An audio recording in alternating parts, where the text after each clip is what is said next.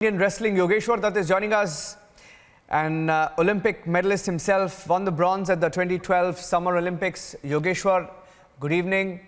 जब आप रवि दहिया का जो आज परफॉर्मेंस देखा आपने, आपको क्या लगा? और दीपक पूनिया को जो हुआ लास्ट 10 सेकंड्स में गेम हमने हारा था, लेकिन ये रवि दहिया के गेम देख के आपको जो इंडियन परफॉर्मेंस है, आपका क्या कहना है आज? देखिए, बहुत अच्छी परफॉर्मेंस हुई हमारे पहलवानों की। रवि दहिया ने फाइनल में जगह बनाई, बड़े दमदार तरीके से फाइनल में पहुंचे थे। आज अश्विन पहलवान के साथ भी बड़ा कड़ा मुकाबला था। हमें उम्मीद थी कि रवि गोल्ड जीते, पर ये खेल का हिस्सा है, आज ये चलती रहती है। और रवि ने देश को सिल्वर मेडल दिलाया है और रवि से भविष्य में बहुत ज्यादा आशाएं हैं। मैं तो रवि से बस इतना ही कहूंगा कि अभी से 2024 की तैयारी करे, ओलंपिक गोल्ड के लिए बस सोचे, उससे कम कुछ नहीं। आपके पास आप ओलंपिक मेडलिस्ट हो चुके हो, सिल्वर मेडलिस्ट हो चुके हो, अब आपको ओलंपिक चैंपियन बनना है। जिस तरीके से आपने कुश्ती लड़ी, आपकी जितनी तारीफ की जाए कम है। अनुभव बहुत कम था, अनुभव इतने ज्यादा टूर्नामेंट कंपटीशन नहीं खेल पाया था रवि, पर फिर भी जिस तरीके से 2019 में वर्ल्ड चैंपियनशिप के जब स्टार्टिंग सीरीज में पहली बार आ गई, वहां पे इसने ब्रॉन्ज मेडल जीता। उसके बाद इसी साल एशिया चैंपियन बना और पूरे देश को उम्मीद थी। शायद ये पूरे देश मीडिया को इतना नहीं पता था, पर कुश्ती जगत में सभी के मन में बस एक ही बात थी कि रवि पक्का मेडल जीते, और ये देशवासियों की उम्मीद में खराब भी उतरा है। जो देशवासी चाहते थे कि रवि मेडल जीतेगा और जीतना चाहिए, उसने वो करके दिखाया है। योगेश्वर दत्त जी, आप मेडल हमारे बिल्कुल हाथ से निकला है, ब्रॉन्ज मेडल दीपक पूनिया के रूप में लास्ट 9 सेकंड पहले। हाँ, बताइए, कुश्ती निकली है, बताइए। वो काफी दुखद है। ऐसी भरपाई कभी नहीं हो सकती, ऐसे मौके बार बार नहीं मिलते। पर दीपक पूनिया के लिए भी एक अच्छी बात यह है कि उसके पास भी काफी लंबा समय है भारतीय कुश्ती को देने के लिए। वो कुल शायद 20 या 21 साल के होंगे, जैसे 23 साल के रवि है। आगे के लिए अपने आप को तैयार करे, अपनी हार से सबक ले। दीपक पूनिया अगर आज मेडल जीतता तो आज ही हमारे 2 मेडल कुश्ती से होते। विनेश के उसमें भी मेरे को काफी दुख है कि विनेश का जो सपना ओलंपिक मेडल का था वो इसमें भी पूरा नहीं हो सका। पिछली बार इंजरी की वजह से वो बाहर हुई थी। इस बार जो मैंने देखा कि वो ज्यादा दबाव में थी, वो अपना प्रदर्शन नहीं कर पाई। जिस तरीके की वो पहलवान है, जिस तरीके से उसने अभी तक कुश्तियां लड़ी थी, उस बहुत अच्छी परफॉर्मेंस में थी। वो बहुत अपने वेट में सबसे ताकतवर पहलवान, मेरा मानना है कि सबसे ताकतवर पहलवान है वो, पर प्रदर्शन उनका अच्छा नहीं रहा। मैं तो यही कहूंगा कि वो बेलारूस की पहलवान शायद फाइनल पहुंची या नहीं पहुंची, मेरे को इसका नहीं पता। अगर वो फाइनल पहुंची है तो अपना मौका ना गवाए और ब्रॉन्ज के लिए जी जान लगा दे। हमारे पहलवानों का प्रदर्शन बहुत अच्छा रहा है। हॉकी में भी हमने ब्रॉन्ज जीता है 41 साल बाद। बॉक्सिंग में मेडल आया हमारा। मेरे भाई सानू ने पहले दिन कमाल कर दिया था। पीवी सिंधु ने कमाल किया, 2 मेडल है उसके पास, 2 मेडल हो गए ओलंपिक के।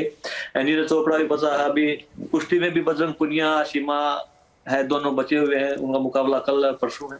बस यही है कि मेरा मानना है कुश्ती से मेरे को 2 या 3 मेडल की उम्मीद थी। अभी कुश्ती खत्म नहीं हुई है और हम चाहते हैं कि कुश्ती में मेडल, जैसे 2012 में 2 मेडल आए थे, इस बार भी 2 या 3 मेडल हमारे आए। 1 मेडल आ चुका है। हाँ जी। या अभी योगेश्वर दत्त जी, ये जो बहुत सारे लोगों को ये पता नहीं है कि जो पहलवान है, जो रेसलर्स है, उनके जो ट्रेनिंग होता है और कितना मेहनत करना पड़ता है उनको इस ट्रेनिंग के लिए। पहलवान बताइए। पहलवान एक सन्यासी की तरह होता है। हर खेल से अलग। कुश्ती को आप किसी भी खेल से कुश्ती तुलना नहीं कर सकते। यहाँ पे अखाड़ों में पहलवान के पास फोन नहीं होता, कुछ एंजॉय करने के लिए टीवी भी नहीं होता, कुछ भी नहीं होता। बस इनका एक ही काम होता है, सुबह उठे, ट्रेनिंग की, अपनी डाइट जो भी डाइट ली, खाना खाया, दिन में रेस्ट किया, शाम को फिर वही काम।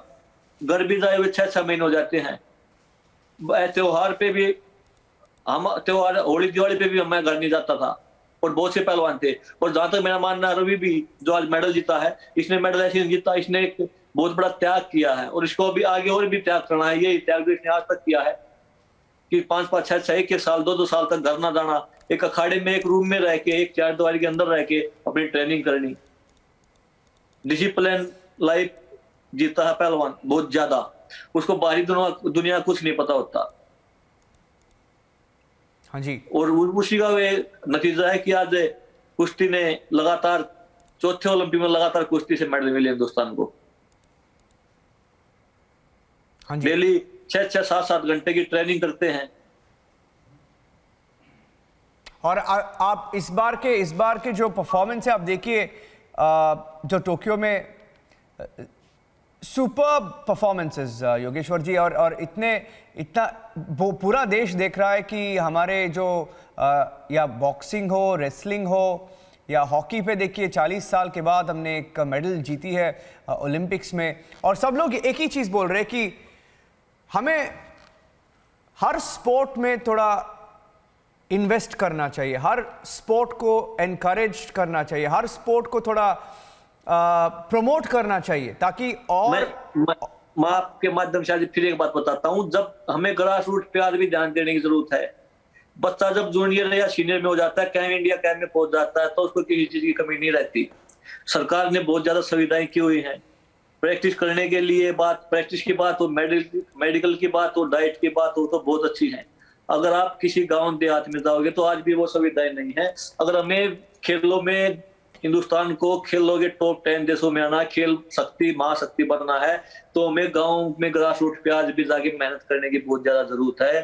तभी हम मेडल बढ़ा सकते हैं।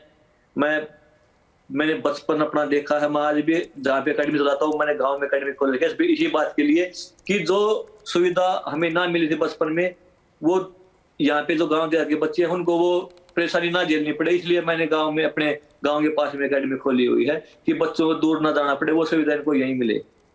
इसलिए कॉर्पोरेट जगत हो या कोई भी हो, अगर वो चाहते हैं कि देश में ज्यादा मेडल आए, तो उन्होंने गांव देहात में जाके कोई ना कोई ऐसा सेंटर खोलना चाहिए जिससे गांव देहात के बच्चे जो मध्यम वर्गीय परिवार, गरीब परिवार से आते हैं, वो वहीं पे मेहनत करें और इस देश को महाशक्ति बनाने में अपना योगदान दे। और किसी भी आप पहलवान को देखिए, बॉक्सर को देखिए, उसके आप अतीत में जाओगे तो वो बड़ी कठिनाइयों से आगे निकला होगा। आप किसी भी पहलवान को उठा के देख लिए, हिंदुस्तान के जितने भी पहलवान, बड़े पहलवान हैं, चाहे वो कॉमनवेल्थ का मेडलिस्ट हो, चाहे एशियन गेम्स का हो, चाहे ओलंपिक का हो, वो ज्यादा संपन्न परिवारों से नहीं आते। और बहुत सी प्रतिभाएं हमारी आज भी ग्रास रूट पे दम तोड़ देते हैं। कोई इंजरी की वजह से, कोई आर्थिक स्थिति किसी की कमजोर होती है। इसलिए ग्रास रूट मजबूत करना बहुत जरूरी है हमारा। और जब तक इस पे फोकस नहीं होगा, हम जो हमारी सोच है टॉप 10 देश में जाने की, वो पूरी नहीं होगी। इस बार ऑलरेडी हमने 5 मेडल जीती है और जीत सकते हैं। और आपको लगता है कि ये जो हमने ओवरऑल, अगर आप देखें कि जितना हम इन्वेस्टमेंट क्रिकेट में देते हैं और जितना फोकस हम क्रिकेट में देते हैं, अगर हम हर स्पोर्ट में इक्वल अटेंशन देते, इन्वेस्टमेंट करते, तो और मेडल जीत सकते हैं। आप तो ओलंपिक मेडलिस्ट है, बिल्कुल मेडल हम जीत सकते हैं, इन्वेस्ट कर सकते हैं हम, और करनी भी चाहिए, हर खेल में करनी चाहिए। पर हमें वहां पे जरूरत है जहाँ पे बच्चे स्टार्ट होते हैं, जहाँ से प्रतिभाएं निकलनी स्टार्ट होती हैं। अगर सीनियर में जाने के बाद आप किसी खिलाड़ी पे ज्यादा फोकस करोगे, खिलाड़ी को तो सरकार सीनियर में जाने के बाद तो ये सरकार इतना देती है। अब आप मेरे को लगाओ या रवि दहिया को लगाओ या सुशील कुमार को लगाओ या और जितने सिंधु को लगाओ, ये यहाँ तक पहुंच चुके हैं, इनको हर तरीके की सुविधा मिल चुकी है, इनको मिलती रहेगी, इनको सपोर्ट करने वाले बहुत मिलेंगे, बहुत आएंगे। पर गांव देहात में जहाँ पे सपोर्ट की जरूरत है, वहां पे इन्वेस्ट करना बहुत जरूरी है। कारपोरेट जगत को गांव में घुसना बहुत जरूरी है। गांव के खेल है उनमें, तभी मेडल हमारे बढ़ेंगे। और आना चाहिए, हर खेल में आना चाहिए। और प्रतिभा हमारे देश में बहुत ज्यादा है, हम बहुत ज्यादा मेडल जीत सकते हैं। वो बात चाहे कुश्ती की हो, बात चाहे हॉकी की हो, बात चाहे बॉक्सिंग की हो, किसी भी खेल की बात हो, मेडल जीतने का दावा हम करते हैं, मादा भी हम रखते हैं, हमारे पास प्रतिभाएं भी हैं।